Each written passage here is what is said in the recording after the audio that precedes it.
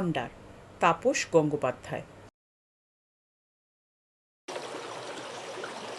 Additional SP Bipinchandra Sharma খুঁটিয়ে file ঘাঁটতে ঘাঁটতে বললেন, চা খান, রিল্যাক্স করুন, ফাইলটা এখনই ছাড়তে হবে, এসপি দেখবেন, জাস্ট 5 মিনিটস।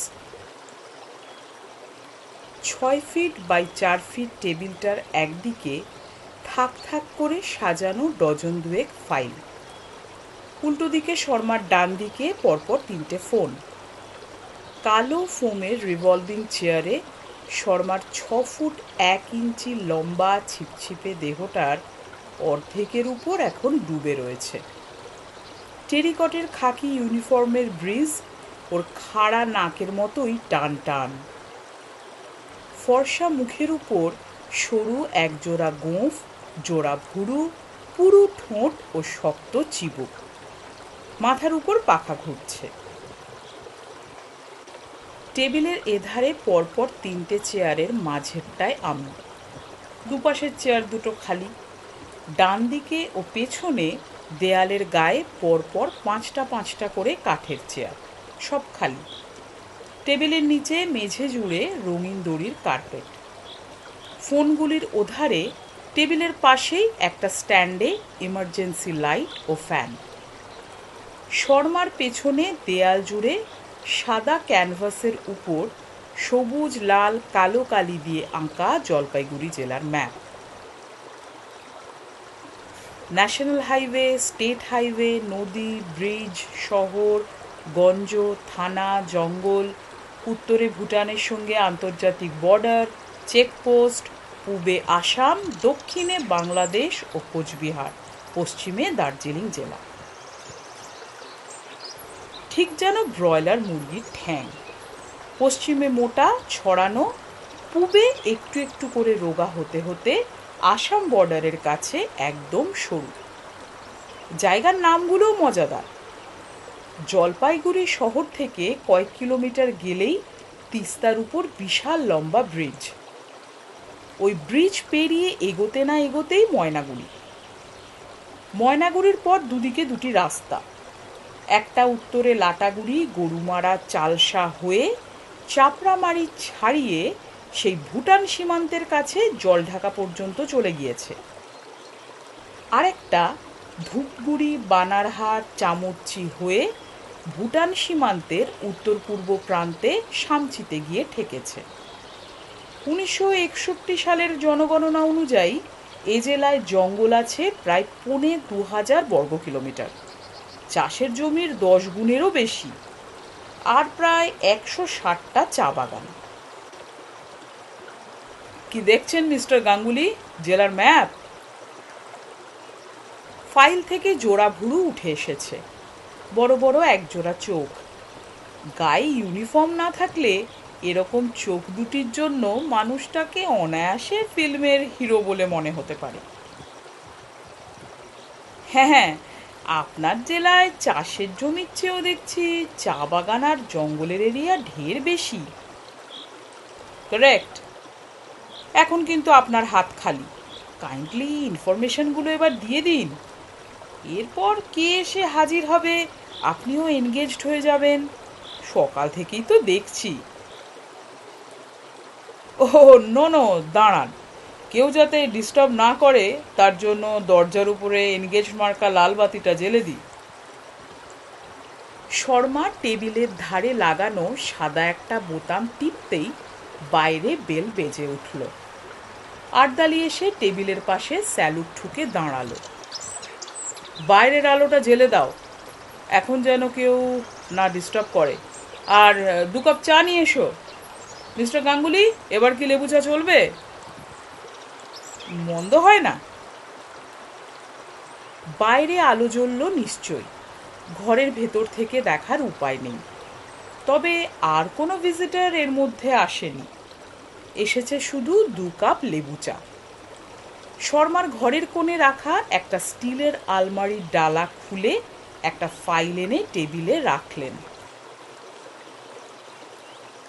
চায় চুমুক দিতে দিতে বললেন, লিখুন মিস্টার গাঙ্গুলি, 83-তে 4টে গন্ডার খুন হয়েছে, এর মধ্যে 3টে জলদাপাড়ায়, একটা গরুমারায়, 84-এ 6টা, সব কটাই জলদাপাড়ায়। আর লাস্ট ইয়ার 85-এ 2টো, 1 each in Jaldapara and Gorumara.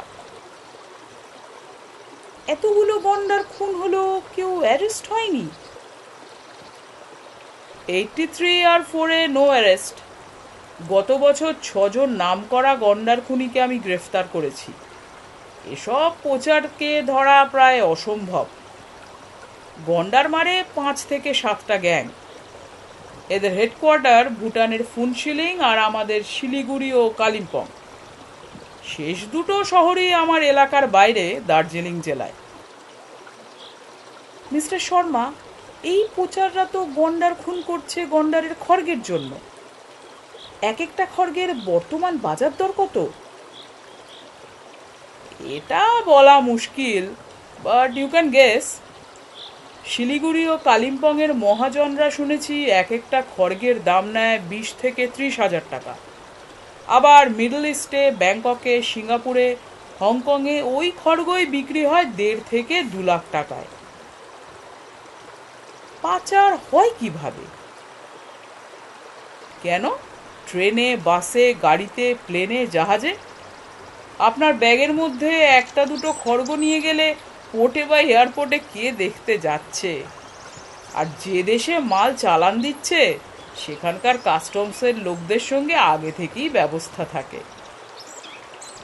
যেমন ধরুন, জলদাপাড়া থেকে ফুনশিলিং খুব কাছে, সেখান থেকে ভুটান, তারপর প্লেন ধরে কলকাতা হয়ে ব্যাংকক।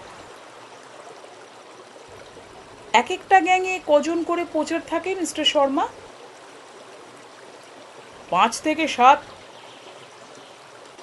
এই 5 থেকে 7 জনের এক একটা গ্যাংকে আপনারা ধরতে পারেন না? এত পুলিশ, ফরেস্টের এত গার্ড, সবাই তো armed. Please don't quote me.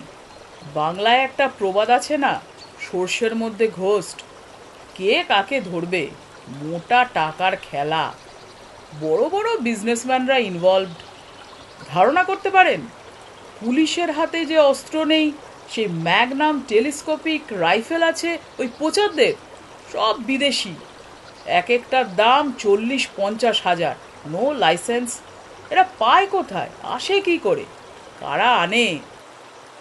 পশ্চিমবঙ্গে গন্ডার পাওয়া যায় শুধু জলপাইগুড়ির জঙ্গলে, জলদাপাড়া ও গরুমারায়। কিন্তু পোচার স্মাগলারদের হাত সারা দেশের মধ্যে ছড়ানো। পুলিশকে দোষ দিয়ে কি লাভ? এই বিগ বিজনেসম্যানদের কথা গভর্নমেন্ট কি জানে না? এদের পেছনে এমএলএ, এমপি, মন্ত্রীরা না থাকলে এরা সাহস পেত? ও, আপনি তাহলে জানেন এই বিগ বিজনেসম্যান কারা? অন্তত জলপাইগুড়িতে যে 3-4 জন আছে তাদের নাম আমি জানি। যেমন ধরুন আগরওয়াল, বিরাট ব্যবসায়ী। কাঠের, চালের, তেলের, কাপড়ের ব্যবসায় বছরে কোটি কোটি টাকা খাটান। আড়ালে গন্ডার মারান পোচারদের নিয়ে। যদি জানেন তাহলে ধরছেন না কেন? গত জুন মাসে আমি নিজে ওর বাড়ি রেড করেছি। 2টো রাইফেল ও একটা পিস্তল সিজ করেছি, সব আনলাইসেন্সড। আগরওয়াল তখন কলকাতায়। ও ছেলেকে অ্যারেস্ট করলাম। পরের দিন সকালে ঘুম থেকে উঠতে না উঠতেই ফোন। কার? অনুমান করুন। কোনো মন্ত্রীর? ঠিক ধরেছেন। কোন মন্ত্রী? আপনাকে নাম বলি আর আমার চাকরিটা যাক। না মশাই, কাগজের রিপোর্টারদের কোনো বিশ্বাস নেই। আমি কথা দিচ্ছি, আমার স্টোরিতে কোথাও আপনার নাম উল্লেখ করব না। সরি মিস্টার গাঙ্গুলি, ও ব্যাপারে আর কোনো প্রশ্ন করবেন না। আমি কারোর নাম বলতে পারবো না। But are you really interested about jungle life? তা না হলে কলকাতা থেকে এত দূরে ছুটে আসবো কেন? আপনাকে তো আগেই বলেছি, এখানে এসে ডিএম, এসপি দুজনের কাছেই গিয়েছিলাম। দুজনেই বললেন আপনার কথা। আপনি গত 1 বছরে কোচিং টোচিং নাকি সব ঠান্ডা করে দিয়েছেন। কথাটা হয়তো মিথ্যে নয়। জলপাইগুড়িতে কড়াকড়ি হচ্ছে দেখে প্রচাররা এখন জলদাপাড়া গরুমারা ছেড়ে আসামের কাজিরাঙা মানসের জঙ্গলে পূর্ব নেপালের ফরেস্টে একটার পর একটা গন্ডার মারছে।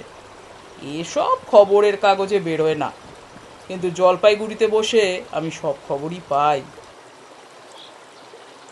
বলতে বলতে শর্মার বড় বড় চোখে বিষাদ নেমে এলো। ডান দিকে জানালার বাইরে একটা শাল গাছের পাতায় দিন শেষের আলো এসে পড়েছে। সবুজ পাতায় সূর্য প্রাণপণ আবির ঢালছে। খানিক বাদেই সব কালো করে সন্ধ্যা নামবে। চেয়ার ছেড়ে উঠে দাঁড়ালেন শর্মা। হরিয়ানায় বাড়ি। বাবা মা ভাই বোন সব থাকে ভিয়ানিতে। বাবা স্কুলে পড়ান, বড়দা চাষবাসের কাজ করেন। মেজ ভাই ভিয়ানি শহরে দোকানদার। ছোট দুই বোন পড়ে স্কুলে ও কলেজে। গত 7 বছর শর্মা পশ্চিমবঙ্গে। চাকরির সুবাদে বাংলা শিখতে হয়েছে। নিজেই বলেছেন, খুব কঠিন খটোমটো শব্দ না থাকলে গড়গড় করে পড়তে পারেন। যে কোনো বাঙালির চেয়ে ভালো বাংলা বলেন। দেশে বিয়ের কথাবার্তা চলছে, সম্ভবত এই ডিসেম্বরেই হবে। আজ দুপুর থেকে ওর এই অফিস ঘরে বসে ভিজিটরদের মধ্যে দেখা সাক্ষাতের ফাঁকে ফাঁকে ফাইল খোলা আর বন্ধের মধ্যে মধ্যে টুকরো টুকরো সব তথ্য জোগাড় করেছি। আজ সকালেই এসেছি জলপাইগুড়ি টাউনে। কাল রাতে ছিলাম শিলিগুড়ি ট্যুরিস্ট লজে। পরশু ফিরে যাব কলকাতায়। শনিবারের মধ্যে স্টোরি ছবি সব পাঠাতে হবে। আমার ম্যাগাজিনের নেক্সট ইস্যুর কভার স্টোরি ভ্যানিশিং রাইনোস। গন্ডার সব হারিয়ে যাচ্ছে। পলিটিক্যাল স্টোরি পড়তে পড়তে পাঠক ক্লান্ত। তাই সম্পাদকের নির্দেশে এসেছি উত্তরবঙ্গের বিশাল জেলা জলপাইগুড়িতে। মিস্টার গাঙ্গুলি, আমার মুখ থেকে শুনে আপনি কি আর লিখবেন? তার চেয়ে আসুন আজ রাতে আমার সঙ্গে। আমি রেডে বেরোবো ঠিক 9টায়। আপনি যদি রাজি থাকেন তাহলে ওই সময় আমি আপনাকে আমার জিপে তুলে নেব। আপনি তো তিস্তা ভবনের 2 নম্বর কামরায় আছেন। হ্যাঁ, কোন জঙ্গলে যাবেন আজ রাতে? সরি, এ প্রশ্নের জবাবও এখন দেব না। আজ সকালেই আমার সোর্স খবর দিয়ে গেছে আজ মাঝরাতে কোচিং হবে। আমার কোনো অফিসার বা ফোর্সের কেউ জানে না, বলিনি। আগে বলতাম, পরে রেডে গিয়ে দেখতাম সব ফাঁকা, পাখি উড়ে গেছে। আমি জানি আপনি সে কাজ করবেন না, তবু। ঠিক বলেছেন মিস্টার শর্মা।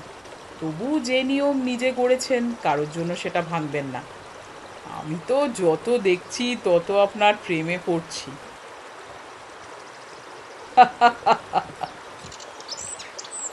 প্রাণ খোলা একরাশ হাসিতে শর্মার চোখের বিষাদের ছায়া মুহূর্তে ধুয়ে মুছে গেল। বললেন, একটা কোচিং বন্ধ করার জন্য রেড আপনি নিজের চোখে দেখলে আপনার স্টোরি লাইভলি হবে, লোকে বিশ্বাস করবে, ফিল করবে জঙ্গলের অসহায় জীবজন্তুদের জন্য। পাবলিক ওপিনিয়ন গড়ে উঠবে এইসব বদমাইশ প্রচার আর তাদের মহাজনদের বিরুদ্ধে। তখন কোনো মন্ত্রীও কিছু করে উঠতে পারবে না। আমাদের কাজ অনেক সহজ হবে যদি আপনারা ঠিক ঠিক সব সত্যি কথা লেখেন। আমি ঠিক রাত 9টায় রেডি হয়ে থাকব। আমি আপনাকে তুলে নেব। এখন কি আমার জিপ আপনাকে তিস্তা ভবনে পৌঁছে দিয়ে আসবে? থ্যাংক ইউ, তার দরকার নেই। আমার ক্যামেরার ফ্ল্যাশ গানটা একটু ট্রাবল দিচ্ছে। দিনবাজারে দেখলাম একটা বড় ফটোর দোকান, ওখানে একটু দেখিয়ে নেব। তাহলে ওই কথা রইল মিস্টার গাঙ্গুলি। আমি আপনার জন্য অপেক্ষা করব। তাহলে এখন চলি। আসুন। দরজা পর্যন্ত এগিয়ে এসে আমাকে বিদায় দিলেন শর্মা।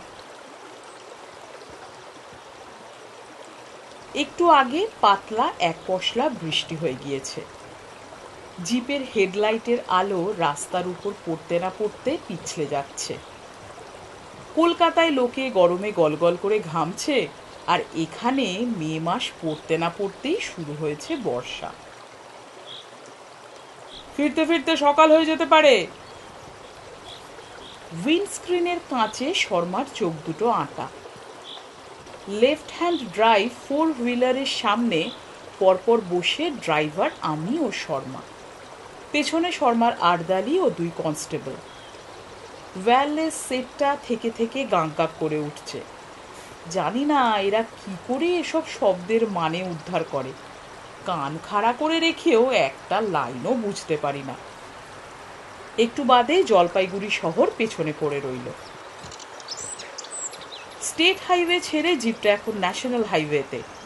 পিছনের জিপে একজন সাব ইন্সপেক্টর ও 5 জন আর্মড কনস্টেবল। এই ধরনের রেডে বেরোনোর সময় শর্মা লোকাল থানার কোনো হেল্প নেন না। পাছে হানাদারির কথা আগে ভাগে ফাঁস হয়ে যায়, অপরাধীরা আগেই সতর্ক হয়ে যায়।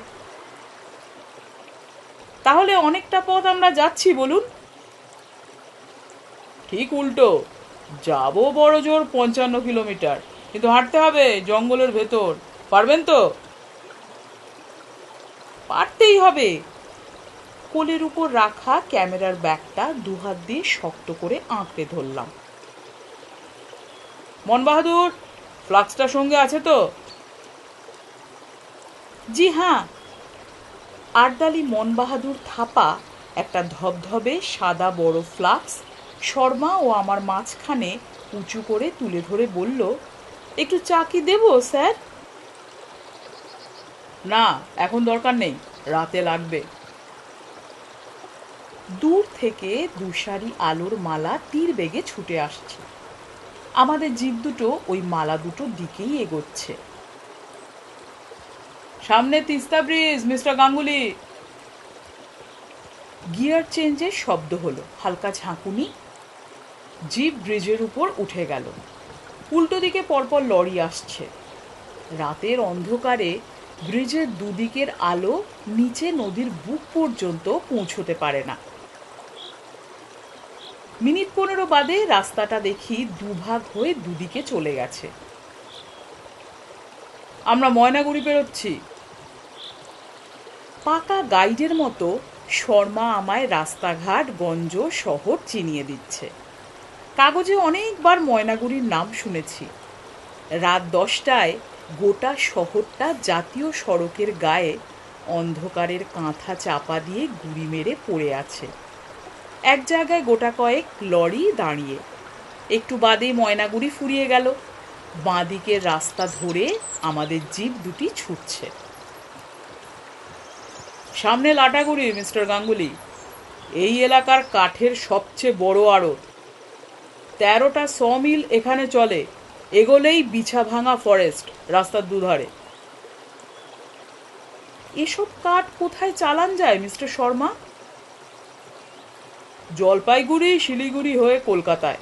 কোটি কোটি টাকার কাঠ। শুধু জলপাইগুড়ি জেলাতেই আছে 200টির উপর কাঠ চেরাই কল।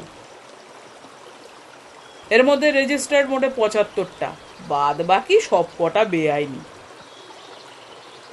বেআইনি কলের মালিকদের ধরছেন না কেন? You are repeating the same question. নিঃশব্দে যেন হাসছেন শর্মা। ওহে জীবন, একটু আস্তে চালাও। এটা তোমার ন্যাশনাল হাইওয়ে নয়, গরুমারা ফরেস্টের রাস্তা। ড্রাইভার জীবন সঙ্গে সঙ্গে স্পিড কমিয়ে আনলো 75 থেকে 30 কিলোমিটারে। সরু একটা পিচের রাস্তা হেডলাইটের আলোয় দুপাশের গাছপালা নিবিড় জঙ্গলে পাক খেতে খেতে ছুটছে। সামনে কি একটা 3 লাফে রাস্তা পেরিয়ে বাঁ দিকের জঙ্গল ছেড়ে ডান দিকে ঢুকে গেল, যেন সাদা নরম একটা উলের বল। খরগোশ। গরুমারায় বাঘ, গন্ডার, হাতি ছাড়াও বেজি, খরগোশ, ভাম, বনবেড়াল আছে, আর আছে সাপ। আপনাদের দিশি নামগুলো আমি ভালো মনে রাখতে পারি না। কিংকোবরা, ক্রেট, ময়াল এসব আমি নিজে দেখেছি। মাস 4 আগে যখন গরুমারা ফরেস্ট বাংলোয় একদিনের জন্য বেড়াতে এসেছিলাম, রেঞ্জার তপন শিকদার দেখিয়েছিলেন একটা 11 ফুট লম্বা কাল কাল ওই যে কি যেন নামে আপনারা ডাকেন? কালনাগিনী। ইয়েস ইয়েস, কালনাগিনী। ডাক বাংলোর চারিদিকে মস্ত লন। লনের ধারে একটা লোহার খাঁচার মধ্যে শিকদার রেখে দিয়েছিল, জঙ্গল থেকে ধরে আনা।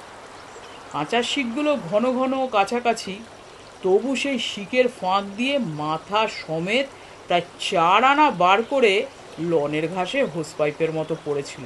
দারুণ গর্জাস।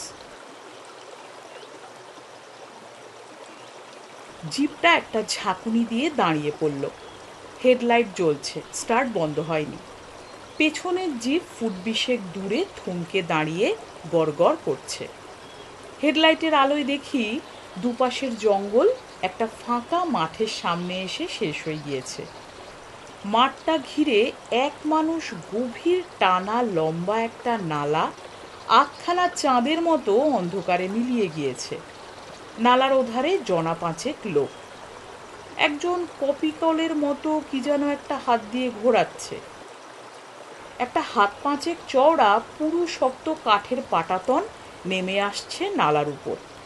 মিনিট খানেকের অপারেশন। পাটাতন নালার দুধারে জম্পেশ করে বসেছে।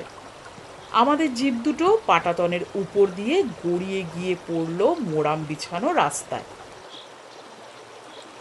শর্মার পেছন পেছন আমি নেমে এলাম। দুটো জিপে সবাই নেমে পড়েছে। পুলিশরা লাইন দিয়ে দাঁড়িয়ে। খাকি হাফ প্যান্ট, হাফ শার্ট, পায়ে মিলিটারি মোজার উপর ক্যাম্বিসের জুতো পরা শক্ত সমর্থ একটি মানুষ শর্মার সামনে এসে অ্যাটেনশন পোজে একটা লম্বা স্যালুট ঠুকল। 5-7 কি 8 হাইট হবে। দেখে মনে হয় 45-এর আশেপাশেই বয়স। নেপালি কুকরির মতো একজোড়া গোঁফ। ডান গালে গোঁফের ঠিক উপরেই মস্ত একটা আঁচিল। আঁচিলের মুখে বড় বড় 3-4টে চুল ঝুলছে। ভয়ঙ্কর মুখ। খবর পাক্কা শিকদার? Yes sir. তোমরা তো দেখছি 5 জন। না স্যার, 4 জন। ডাক বাংলোর চৌকিদার গজেন বন্দুক চালাতে পারে না, ওকে নিয়ে লাভ নেই। ভৌমিক। শর্মা পেছনে মুখ ঘুরিয়ে ডাকতেই সাব ইন্সপেক্টর ছুটে এলেন। ভৌমিক, আপনার সঙ্গে 5 জন, আমার সঙ্গে 3 জন। 2 গাড়ির 2 ড্রাইভার শুধু এখানে থাকবে। পুলিশ আর ফরেস্ট মিলিয়ে টোটাল ফোর্স হচ্ছে তাহলে 14। আপনি আমাকে বাদ দিচ্ছেন মিস্টার শর্মা? লোকে বলে খবরের কাগজে নাকি দারুণ পাওয়ারফুল। তাছাড়া I am also a good shooter. ক্যামেরার শাটার টিপে যা শ্যুট করব, কোনো বন্দুক রাইফেল তা পারবে না।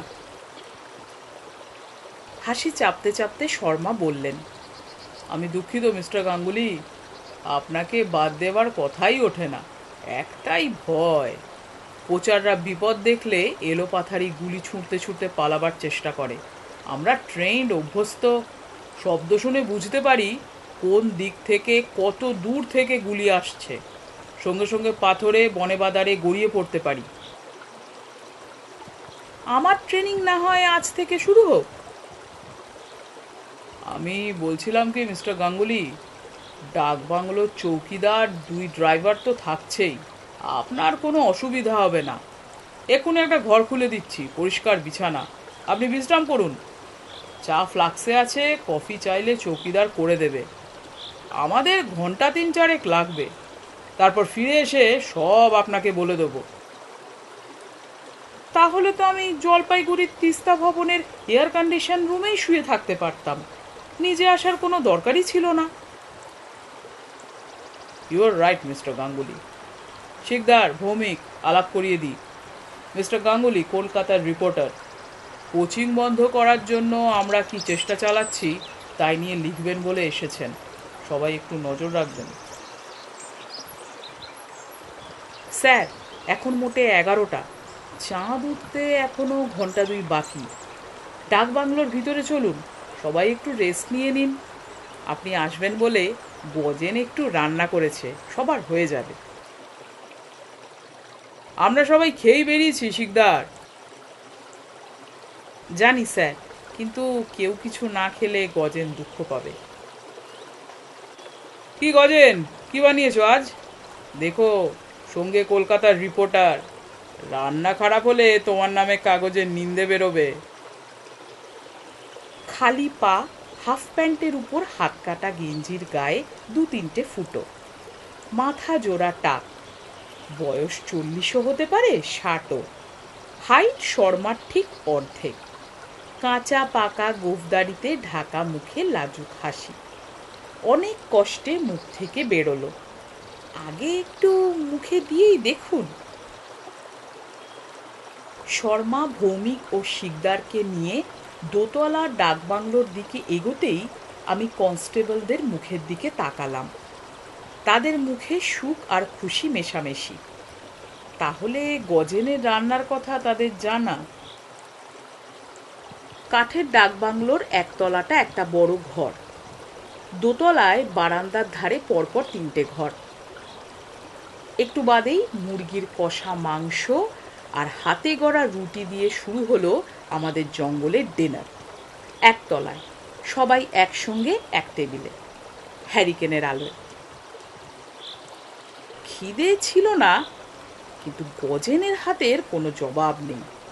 রাঁধুনি নয়, ও একজন আর্টিস্ট। এই জঙ্গলে ঘি মশলা ছাড়াই যে রান্না বেঁধেছে, তার জন্য আমার ক্ষমতা থাকলে ওকে এক্ষুনি পদ্মশ্রী দিতাম।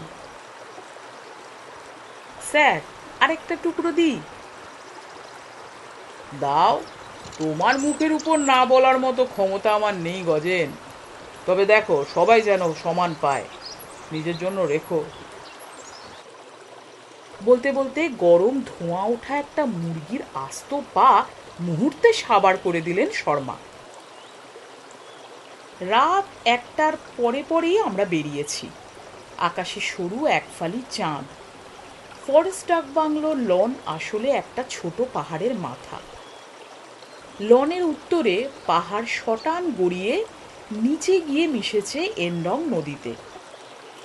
লনের প্রান্তে সেই লোহার খাঁচার কাছেই কাঠ আর টিনের ওয়াচ টাওয়ার, ভেতরে বসার মতো কয়েকটা কাঠের বেঞ্চ। টুরিস্টরা চাঁদনি রাতে ওই ওয়াচ টাওয়ারের ভিতরে বসে এনডংয়ের পাড়ে জীবজন্তুর খেলা দেখে। নদীতে যদিও এখন অতি সামান্য জল, কিন্তু পাহাড়ে বৃষ্টি হলে হঠাৎ ফেঁপে ফুলে পাহাড়ি নদী বিশাল ভয়ঙ্কর হয়ে ওঠে। সে বড় জোর 2-3 ঘন্টার ব্যাপার। জলের ঢল নেমে গেলেই নদী হয়ে যায় নালা। অপর পারে সল্ট লেক।